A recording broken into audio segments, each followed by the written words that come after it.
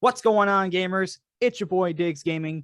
Welcome back to Off Hunting's Gaming News. Today, I am joined by Sir Meliodas. What's up, Meliodas? How's it going today? What's up?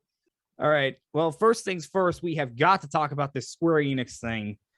So, for those that were living under a rock this week, Square Enix has sold Crystal Dynamics, Eidos-Montreal, Square Enix Montreal, and over 50 IPs, including Tomb Raider, Deus Ex, Thief, Legacy of Kain, to Embracer for $300 million.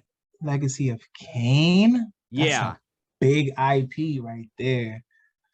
I mean, you have Tomb Raider and Deus Ex right there as well. That's just crazy that they sold those three studios and all of these IPs for so little. Do you realize how much PlayStation paid for Insomniac when they bought Insomniac? They paid over $200 million for one studio.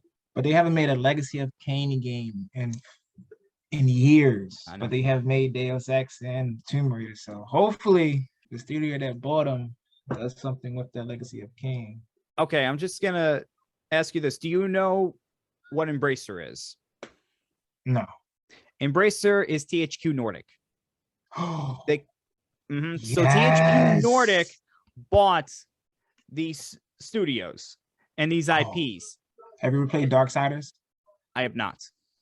If THQ Nordic, the same people who made Darksiders, get their hands on Legacy of Kain, that is going to be beautiful. I cannot wait. Yeah, if you take a look at what Embracer's been doing, they've been buying up a lot of companies. They are the ones that now own Gearbox, and they own Dark Horse Comics as well. Oh, nice. They've got like over 70, I think, studios. Over 70. Nice. I think that's more than PlayStation and Xbox combined, but don't quote me on that. I haven't done the math on that, but it's crazy just how much Embracer has right now. And now they have Crystal Dynamics, Eidos-Montreal, Square Enix Montreal. Although that name's going to be changed. You know they're going to change that name. Wonder who's going to change that to. This is just nuts that this happened. And apparently this happened because Square Enix just wanted to dump their Western studios. They just wanted to dump the Western studios. They want to go back to basically their, what would you say, their roots. Go back to working more on their Japanese, working with their Japanese studios and working more on the Eastern Front. But they did hold on to some Western IPs that includes Life is Strange, Outriders, and Just Cause. So they still own those games, which is strange. Yeah, Just Cause alone brings in the big bucks for Square Enix. But it's just crazy that they dumped Tomb Raider, because Tomb Raider is one of the biggest IPs in the gaming world. And Crystal Dynamics is still working on another game.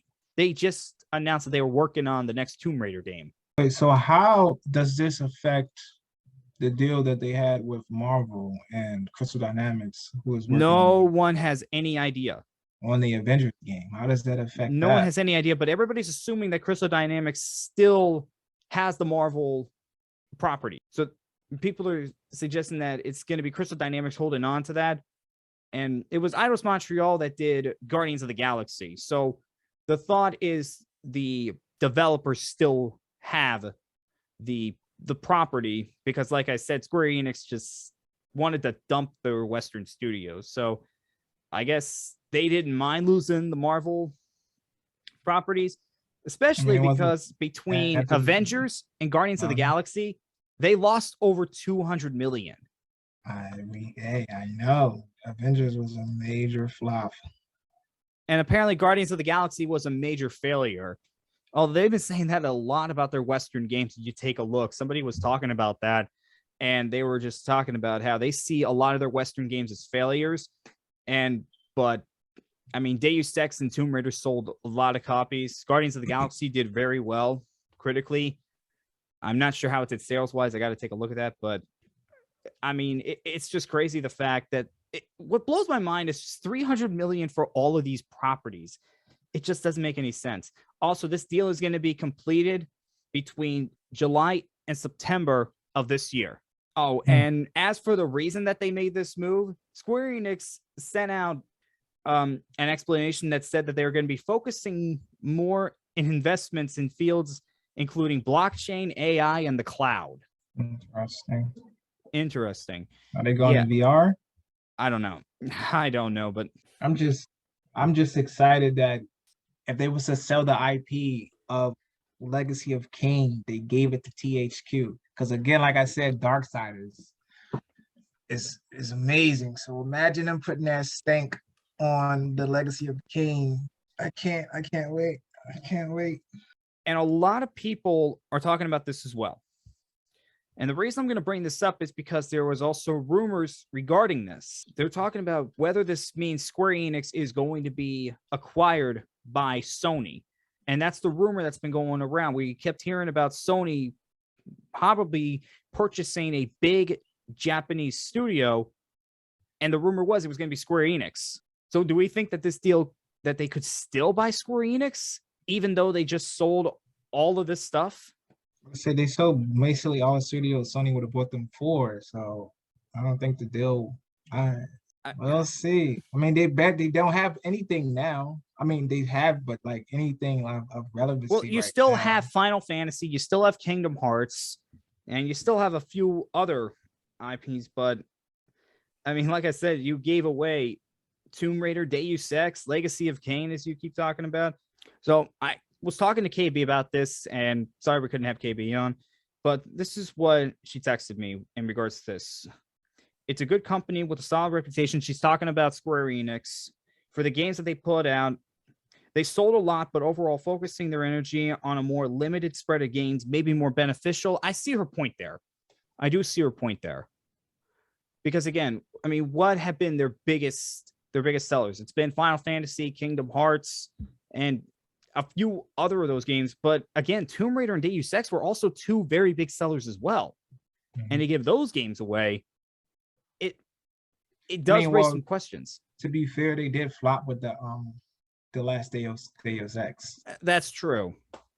That's true. And they said that and probably the same thing with the last Tomb Raider game. They probably said it didn't meet expectations, but I don't know. Now, in regards to whether this could mean Sony is buying Square Enix, she said she does not think so, but she wouldn't be surprised. Unless Sony wants to broaden their Japanese market, I'm sure they would have wanted the Western titles too. Exactly. Yeah. Although Sony has been rumored to want to get back into the Japanese side of things a little more. And also, remember, Sony is not interested in IPs. They're interested in talent. But the thing is, the talent's also gone because Crystal Dynamics, Eidos-Montreal, I mean, those are two of the better developers out there. Let's be honest. They're really good developers. Right now, I think I'm a little 50-50 on this because there have been rumors, but that might be before this deal went through. I wouldn't be surprised if either one is the case, but at this point, I would just say I wouldn't expect it right now after this move. What do you think, Meliodas? I'm with KB. Like if they wanted, they would have wanted the Western titles as well. So who knows? Sony might, but yeah. I don't think they will. Yeah, and again, I mean, this is just insane. Just what they sold it for, what they sold. I mean, this really has changed gaming right now. This has changed the gaming landscape because now you have these studios working with a different publisher. And, you know, I'm happy that they went to Embracer. I'm happy that neither Sony nor Xbox bought these developers because they're going to stay third party. They're going to stay multi-platform. And in a day and age where Sony and Xbox are going to be fighting for a whole bunch of different developers, it's a good thing that we also have other publishers buying up developers and keeping them multi-platform. I'm just waiting for Legacy of Kain. Yeah, we'll see. We'll see if they do something. They could. Oh, they definitely are. Trust me, they definitely will. And also Thief. Nordic. Also Thief. I know a lot of people would like to see another Thief game as well. And the Thief they did on I don't know. The last Thief they did and wasn't praised that good. So. Yeah, it really wasn't. It was like mixed reviews and not a lot of people liked it. We'll see. But the money if THQ Nordic will be definitely Legacy of Kain. I'll tell you what, when the next Tomb Raider game comes out, that might make their money back right there, just from the next Tomb Raider game. I mean, basically, Embracer just stole this stuff from Square Enix. I think that's what a lot of people are saying. Now, again, Embracer has to do things right. Do I think they will? I think you just let the developers do what they do. They've been proven to make great games. I mean, Crystal Dynamics with the Tomb Raider series, they basically brought that franchise back. And then Eidos-Montreal doing what they did with Guardians of the Galaxy. You just let these developers do what they do best, then you're going to have a great game. It's where you screw up and make a game like Avengers, made by Crystal Dynamics, who's not used to making a game like that. That's where you screw up. The only problem with the Avengers is it's a live service game, and it never should have been a live service game. Not even that. It's the core gameplay of it. The whole gear score, if they take all that away, they take the whole gear score away, they take the whole gear items away, they take all that away and start over fresh and just have it to where you just level up your character. And level up your character, put the skill points in it, take the gear away, then it'll be a better game. But the gear, you're fumbling with the gear score. You're fumbling to get your character up to where you needed to be. And then they do changes to the gear score and they say they fixed it. You go back in there and it's still a jump mess. Take all the gear away. Start it over. If you're going to have a live service, make it free to play or whatever. And then just start over fresh and it'll be a better game. I actually don't even play it anymore. I deleted it. I bought the Ultimate Edition. I think it was $79.99 or the deluxe, whatever. And I was so excited for this game, and I played it, came out, it was buggy. I could not beat. It took them about like a month for me to be able to beat the game because the loading cutscene that you need to get into the end of the game would not load. It would not load. So I was stuck on the end of the game for like a month. They finally patch it. Now it's just the whole gear score thing. It's not for me anymore. I never even got it because I heard about how much gamers are complaining about it. So I never even got the game. I'm telling you, if they take away the gear crap, it's not Destiny. Destiny works with the gear because it's balanced and it's even and it's simple.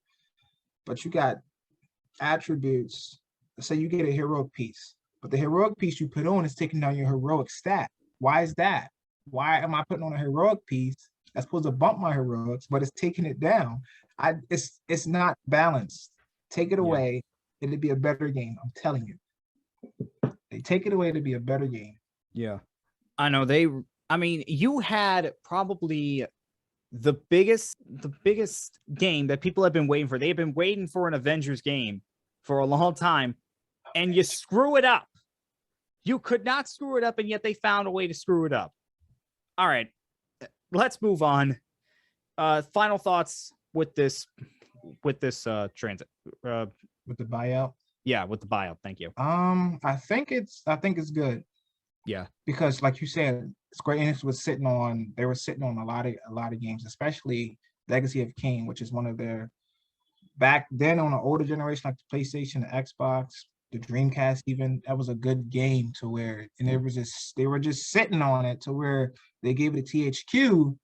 Again, like I said, just check out Darksiders gameplay, and you can see what they would do with something like a Legacy of Kain. Not even like in a Darksiders format, but since they are really good with like games like that, it'd be very good for them to take the Legacy of Kain and make it their own. So I'm happy.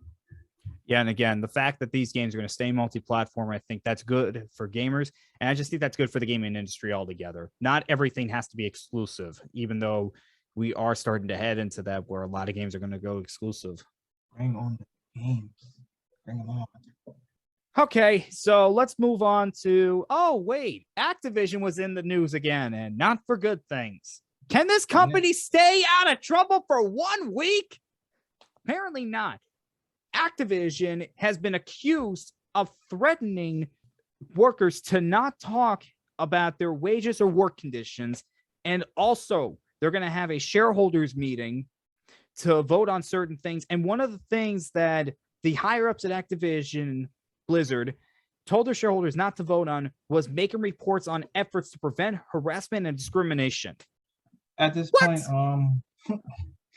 Activision, if Microsoft is going to have to, they're going to have to put their foot down when they get this studio and really clean it up, because they're going to be behind the 8 ball by a whole lot. I mean, some of the stuff you can take with a grain of salt. Some of the stuff you can take with a grain of salt, but it's like so much coming out. You're like, how do I defend a murderer when he has a knife in his hand? Like, I can't. At this point, it's just like, they need to. They just keep throwing themselves into the fire. They keep doing that. And so with this first part that I was talking about, so the Communication Workers of America filed an unfair labor charge against Activision that they told employees that they shouldn't discuss their working conditions in digital channels such as Slack. So this is basically telling their workers what to say, and you can't do that.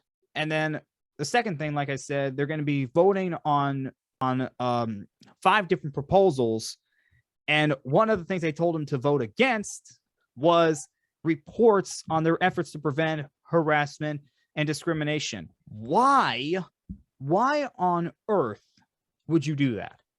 With as much trouble as you've been in, it's just ridiculous at this point that they keep digging a hole for themselves. I mean, it's so deep at this point, it's to the Earth's core where they're at right now. And all you have to do is stay out of trouble until the buyout happens, and that's still not going to be for another year. So what more are we going to hear from Activision? This is just ridiculous. Just when you think they can't be any worse, they get worse. Remember when EA was ranked the worst video game company? Yeah, and it took them a long time to finally realize just what the heck they were doing wrong. EA's problem, they were just too greedy. That was their problem. Activision problem, it's just too much, way too much going on. Yeah, it's like, I mean, you have Bobby Kotick, who we still don't even know what's going to happen with him after the buyout, because they still haven't even talked about that. And he's been accused of certain things. You have those lawsuits that are still pending. You have just their employees getting so mad at each other. You have all of these developers working on one game, Call of Duty, and that's all they ever release nowadays. I mean, you're sitting on so many talented developers. And I think we talked about it like a week or two ago, how a lot of people from Raven Software have been leaving Raven because all they're doing is working on Call of Duty. That's a big studio just to be wasted. That's a huge studio. I know. It's just ridiculous just how bad it's got at Activision. I mean, they took over EA's spot of the worst video game company. And they may be one of the worst companies to work at right now with everything that's been going on with them. Oh my God. It's just terrible. It really is. What more are we going to hear from Activision? What more? All right. Next story. The FTC is investigating the Sony Bungie deal. So for those of you who don't remember, Sony bought Bungie for $3.6 billion. 1.2 of that was going to be used to maintain Bungie's employees. So they want to maintain all the talent that Bungie has. And this was not a deal to make Bungie games exclusive to PlayStation. That's not what this was about. This is about Bungie wanting to turn their IPs into franchises, and Sony wanting help on their live service games that they're going to be releasing in the next few years. So now it's being investigated by the FTC, which really this deal has to be investigated by the FTC because it's $3.6 billion. But a lot of people are kind of mad because they think that they're going to try to stop this deal, even though the Microsoft Activision deal is just about confirmed at this point. It's just about ready to go through. Really, I don't think this deal is going to be stopped, but it could halt it for a few months. And that's what I saw on Twitter. I saw that on Twitter that this could halt the deal a little bit, but I don't think this deal is going to stop because, I mean, this was just a win-win-win. It's a win for Sony because they get help with their live service games. It's a win for Bungie because they have an opportunity to do more with the IPs that they have. And it's a win for gamers, not only because Bungie's games are going to still be multi-platform, but Bungie might be able to do even more than they could have before. What do you think on this, Meliodas? I think that they should just let it go through. It's beneficial for everyone. Yeah, I mean, like I said, But Sony right away said that Bungie's games are still going to be multi-platform. They put that out there right away. The way you got to look at it is Sony is a Japanese company trying to buy out, what is it, an American company? I American? think, yeah. Yeah, so that's why don't gonna you keep talking? I'll look that up. that's gonna ruffle a few feathers anyway. So that'd be the same if Microsoft try to buy a Japanese company. It's just, I don't know, this whole like, yeah, they're headquartered in Washington. Yeah, so it's just like off-putting. Washington State, not Washington DC. Washington State. It's off-putting. So they're just gonna investigate why, which makes sense. But at the end of the day, they're just buying a freaking video game. Yeah, I just want to put everybody at ease. This is what you're supposed to be doing. This is what the FTC is supposed to be doing. And while they could halt it for a few months just to make sure everything's on the up and up, which they should be doing, this deal is most likely going to go through because, like I said, if everything checks out, and everything should check out with what we've been hearing, then Bungie will be a part of Sony and will still have their games to play on multi-platform. So yeah, this is just something that the FTC is supposed to be doing. They're doing their jobs, just making sure everything's on the up and up. But I would not expect this deal to not go. Just protocol, folks. Mm-hmm. All right, moving on. PlayStation is hiring an acquisitions manager about a week after Microsoft is doing the same thing. So it looks like a lot more acquisitions are going to be coming from both Sony and Microsoft. And yeah. So that's all fun and dandy until they got too much and they start shutting down some studios or whatnot. Yeah. They're not doing, same with Microsoft. It's not doing it. I haven't seen anything from any of these studios they bought. I don't know what they're doing. I understand Microsoft, last time they said they don't want to announce anything so it's closed. But you bought like what, 12 plus more studios in like the last few years? We have nothing to see from them. Stop buying stuff until we get something to see. Yeah, I'm just gonna say this. I mean, you have Xbox guys that keep talking about Deathloop and Ghostwire Tokyo. Those games were just about done when the Bethesda deal went through. Xbox played no part in those games. They just released after the buyout. And those games are still not on Xbox, by the way. They're still only on PlayStation. A whole year after, like, yeah. After, and the sad part is, no one's gonna. I mean, but a year after, so much games are gonna come out to where Ghostwire and Deathloop is gonna get tossed down into the bucket of, oh, another game came out. No one's gonna remember Deathloop or Ghostwire Tokyo after the year. And we're going a little away from the story, but I mean, this is something that we have to talk about with Microsoft. I mean, the big game is going to be Starfield. If Starfield is as good as what people are hyping it up to be, and by the way, we still have not seen any gameplay, and we're still not sure if this game is going to release on time.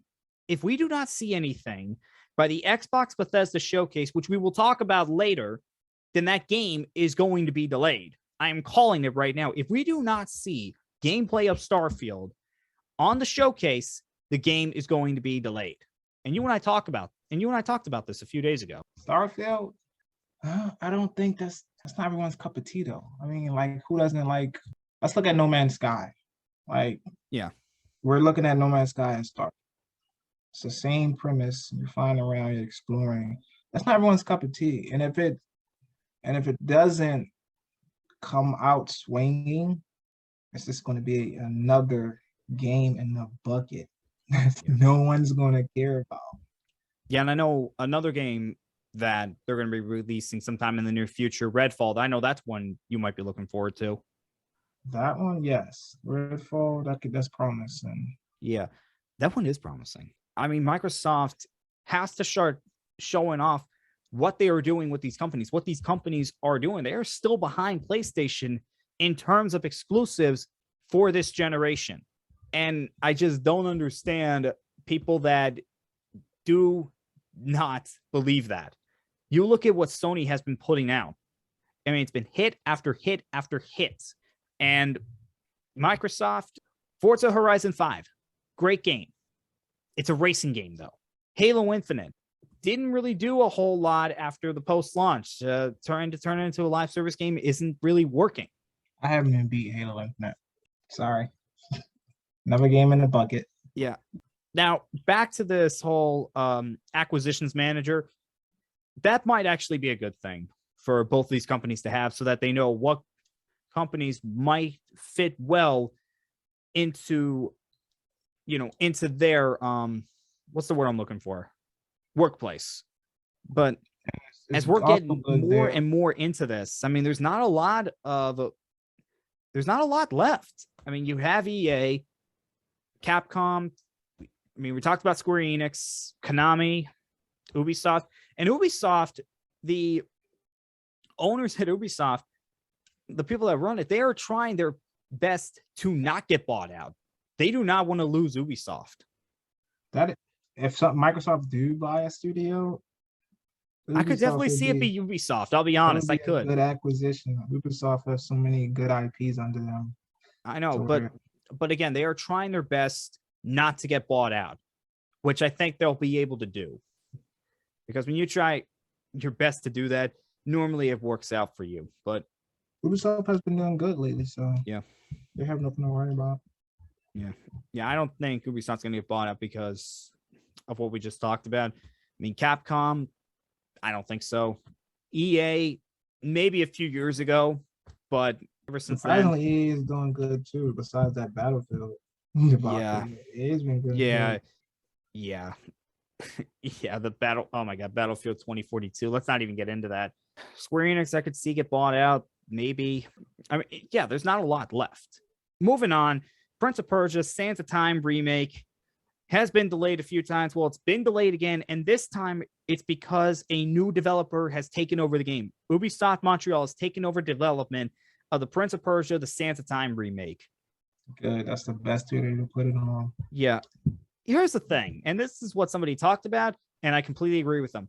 They rushed this. They were trying to rush this out, and people got mad at them. So now they're trying to make sure they do as good of a job as they can. But the right studio on it the first time. I mean, seriously, never try to rush out a game, especially one that's as loved as the Sands of Time, because Sands of Time was one of the best games during, I think it was the 6th generation of consoles, PlayStation 2, Xbox, GameCube era.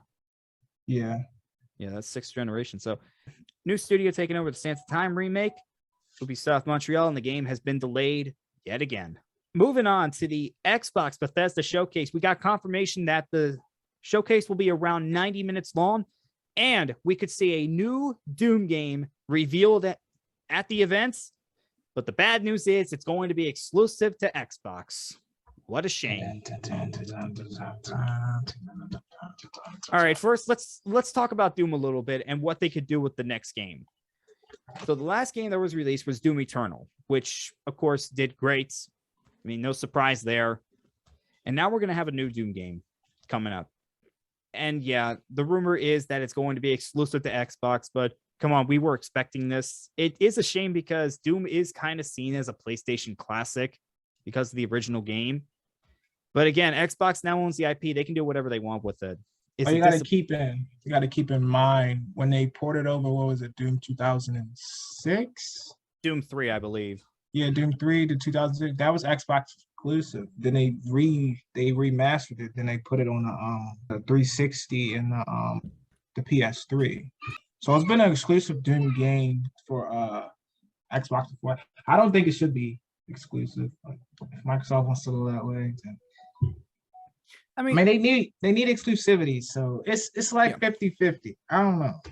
I think it's all going to depend whether this game actually sells well or not. If it doesn't sell as well as previous games, then you can make a case that maybe Xbox shouldn't have made it exclusive. But if it sells as good as the others and is very successful, then their point is proven. So it could go either way. It's a little bit of a risk, but if it works out for Xbox, it'll be big. But with this showcase coming up, what do we think could be revealed? Now, we already talked about Starfield. I don't think we're going to need to get into that anymore. I'm just going to say if we don't see gameplay, then I think that game's going to get delayed. Could we see more of Redfall with an official release date? Do you think we could do that?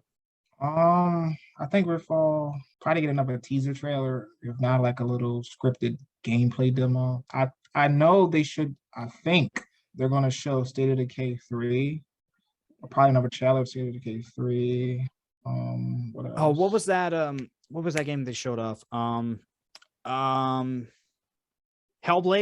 2. Hellblade. They're still working on Avowed with Bethesda. Yeah, That's that supposed to be one was like another one. That's supposed to be like a Fable? Could we Skyrim. see Fable? Definitely need to see Fable. It's no reason why we don't see anything of Fable. One game I know we're not going to see is Perfect Dark. We already covered the problems that's had. Maybe a new. People have been talking about Forza Horizon 6. Do we think it's a little too early to show off a new Forza game? Probably a teaser for Gears 6. Maybe that. I think that's still too early. Yeah, I saw Forza Horizon 6, but I also saw Forza Motorsport. So probably going to see Forza Motorsport. Definitely a Forza Motorsport. Yeah, and I was going to ask you about Gear 6. Definitely could see that. It might be too early, but we might get like a teaser of Gear 6. But I know they're definitely going to show a little bit of. Yeah, and we're definitely going to see new games. We're definitely going to see new games and new IPs here too. That's always the fun part of this, seeing what new games we're going to get. We definitely see some. I'm gonna tell you what they need to show. Another trailer for, if not gameplay, another trailer for State of Decay 3. Mm-hmm. Redfall, if not another trailer. Definitely Fable. There's no reason why they don't show, and even if it's just an extended story trailer for Fable. That's the top 3 that they need to show. I think another one that we could see, and this game already came out, and we talked about it earlier, but when Deathloop is officially coming to Xbox, because that year's almost up, I believe. Deathloop as well, but yeah, it's Fable, Redfall, and State of Decay. Yeah, I could definitely agree with you on that. And like I said, Starfield, that's going to be the one everybody's paying attention to, seeing if we actually get something there again. I think Starfield would be the last showcase. I mean, if unless they have something very big planned, then you might be right on that. You might be right on the money. They might open with Starfield and then show. Yeah, I could see them open or closing with it. And then show either Fable at the end. If they show Fable at the end, that'd be a good send off at the end for Fable. Yeah, and like I said, we're gonna expect new games. We're gonna expect new IPs here too. I mean, really, the Xbox Bethesda showcase. Remember, this is going to be on June 12th, 3 days after Summer Game Fest. We have an official date and time for Summer Game Fest. It is happening June 9th at 2:00 p.m. Eastern Time. Hopefully they bring back Scalebound, because oh my God, the canceled Scalebound game. Yeah, gamers were so not happy when that game got canceled. Oh my God. But let's talk about Summer Game Fest now. Last year's Summer Game Fest was when we got our first look at Elden Ring. Keep that in mind. So I wonder if Jeff Keighley's got something up his sleeve for Summer Game Fest this year, especially since there's no E3. They might tease a little bit of Elden Ring DLC. They could. Elden Ring is doing surprisingly good. You know, and we talked about this a few days ago.